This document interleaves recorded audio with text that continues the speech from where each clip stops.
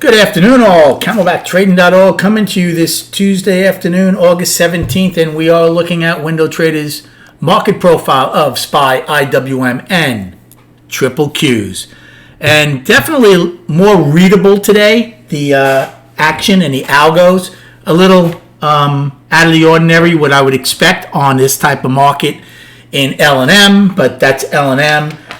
Good trading day today. We'll go over all that in a minute. First, let's start with Triple Qs. Now remember, Triple Qs had nothing to lean on yesterday. Right? They had the price probe and they had the day's high and low. Well, we opened right below half back, traded down, took out yesterday's low, and then they ended 9 wide. Russell with some major issues still. As they gap lower again, hold it. It's a small one, but they have 2 gaps now, yesterday and today. They go down and test just above the 200-day moving average by about 50 or 60 cents. They hold it the first time there and then rally back. That's pretty important. They get acceptance below there, and you're certainly going to see the 207, 209 level. Now, as far as SPY and ES, erratic, irrational price action yesterday, taken back in one shot on the opening. We take back the price probe and all the single prints. We attempt to come out of the lower distribution in A, B, and C and failed all 3 times. That was a little nuance early in the day. And then when we finally take out yesterday's low in F, G finally gets below Tuesday and Wednesday's low. You get below the 4-day balance, rip lower. Didn't spend a lot of time down there, but we did take out last week's low and bounced right off the 20-day moving average. So it was a very mechanical moves today. The only thing that the market did later, which again back in normal times when the indices are down between 0.75% or 1% with overlap in a lower value, you rally like you did in J to get an afternoon rally high and then at least roll back over, and if not get the day's low, test it. Instead, the new norm, they grind it higher.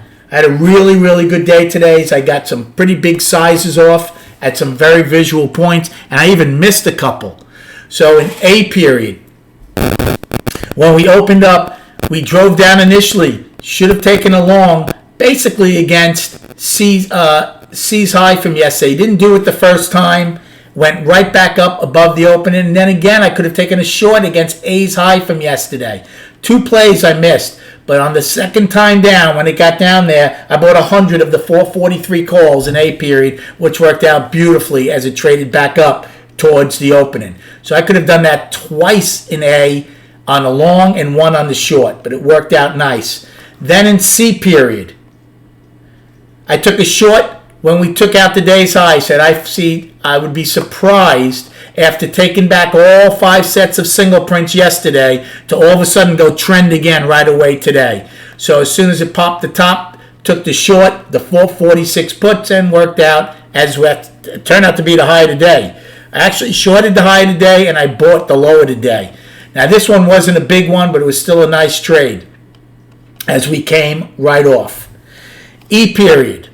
Now we're 5 for 5 wide. I'm like, well, right now, until things change, I'm going to look outside in. I did that on the short and C. So in E period, I initially took a long against yesterday's low. And the first time it paid me. It was a quick one, but the 442 calls. I didn't stay married to it. As soon as it popped up a bit, I took them off. Then things changed in G period. F went down. Couldn't get last week's low. It did get the balance low of the daily. And then G attempted to go back up. What I did in G initially, because we didn't have single prints when it came in, I took a long. Then it started getting some acceptance and acceleration below F. I took it off for a loss. It wasn't a big one. But then when G came down to the lows, I said to the room, I expect to take out the weekly low, which we did. I said I expect to test the 20-day moving average and to test that wide POC. Now, ES got their 13 wide POC to the tick. SPY never got their POC. Missed the 12 wide POC by 4 cents. But when we did that, I bought 100 of the 440 calls right at the low of the day and started trading them back up. So even though we had single prints at the time, I thought it was a very good risk reward against a very visual area, at least the first time, and it was, and paid me handsomely. And then my last trade of the day was in J. I said, once we fill the single prints, I'm looking for a possible afternoon rally high. I said, I think a good risk reward trade would be against against half back and yesterday's low. That's exactly what I did in J. I didn't take 100. I think I took 25 or 30 of the puts. As soon as I did it, boom, backed off and had a nice trade on that.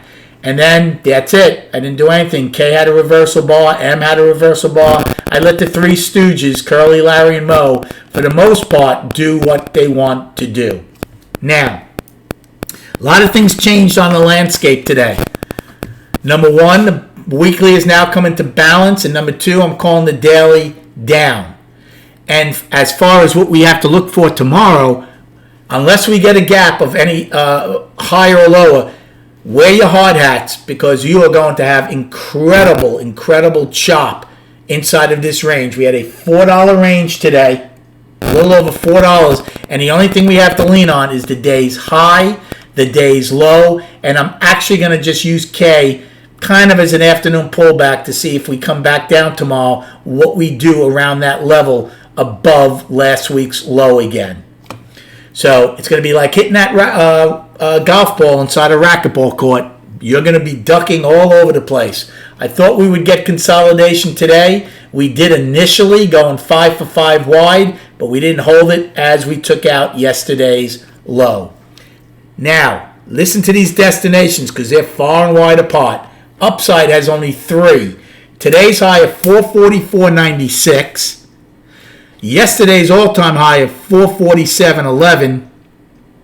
And today's pre-market all-time high of 447.31. They put a weird one in there this morning on me that I'm using as the all-time overnight high. For the downside, we don't have anything to K's low, which I'm using as a pullback, 441.76. Today's low of 440.85. 440.81, 12 wide from the 5th. 440.41. Afternoon pullback low from the 5th, which we didn't get, neither did ES. 439.88 daily low, and then 439.65. Remember, that's that naked pop from the 4th of August that we still have not hit. And then on the charts, now let's keep something in mind here as we go forward. So here's your monthly. Nothing's changed in the monthly. Very healthy. One time framing up for 10 months. But things changed on the other ones. Weekly takes out last week's low, so we're back in balance. I'll call it a 2-week balance for now. But here's the interesting thing. We've taken out both last week's high and low in the first 2 days of the week. Now, I said that wouldn't be too hard because last week's range is very small. Only $4.63. Well, we've taken out both sides. With 3 days to go in the week, and you have the Fed minutes tomorrow, you have options expirations on Friday, what are the odds that we end up either with an outside week up or an outside week down? Remains to be seen. But the weekly for now is in balance. And then on the daily, I am calling it down. We had an outside day up yesterday. It was balanced. I said 3-4 day balance. Even though we recovered tremendously today, I'm going to give the sellers their due for taking out last week's low and this balance low. I will call it down. If we take out today's high tomorrow, we're back to balance. If we take out today's low tomorrow, well then, bigger issues on the horizon. And one other thing to look at, I was looking at this late in the day. We talk about the 50-day moving average that we really haven't traded at many times this year. And we haven't. And each time has been a rip-roaring buy. But look what's happened when we tested the 20-day moving average. Each and every time we tested the 20, we eventually got the 50. Twice in February, March, here again in April, went into May, we got below it, took a couple of days, but we got it like 5-6 days later. Here's one. We just touched it like we did today back in June 3rd. And then we tried to go up, and we did go up to balance, but we didn't get a lot of distance, and then finally tested it again in the middle of June. And then again in July. Now, the last time we almost touched it, and I don't think we did that day, was the weekly low of August 3rd. I don't think we touched it. If we did, it was barely. But today we did get below it. Now, it got raised again. It's 441.03. We got down to 440.85 today. So I am really curious to see if this, what's transpired all year so far, is going to happen again. Just keep that in the back of your head as this week goes forward. I hope you had a good day trading. Have a great evening, and we'll speak prior to the opening tomorrow.